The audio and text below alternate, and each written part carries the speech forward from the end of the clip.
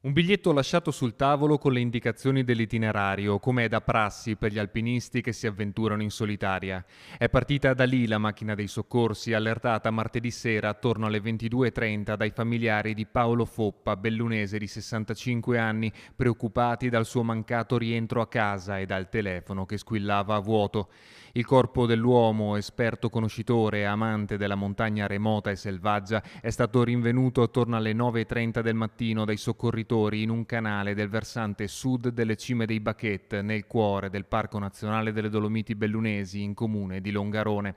Partito dalla Val del Grisol, l'uomo stava tentando una traversata dal rifugio Pian de Fontana verso il rifugio Pramperet, passando per i viaz, espressione dialettale che identifica i percorsi tracciati dagli animali, spesso esposti ed insidiosi, ed è lì dove probabilmente a causa di una scivolata è precipitato per un centinaio di metri. Imponente la movimentazione interforze dei soccorritori attivi per tutta la notte tra Soccorso Alpino di Belluno, dove il nipote Riccardo ricopre il ruolo di vice capostazione, dei Vigili del Fuoco, Carabinieri e Soccorso Alpino della Guardia di Finanza, che con l'ausilio dell'elicottero dotato di strumentazione per il rilevamento del segnale telefonico è riuscito a individuare la salma attorno ai 1900 metri di quota.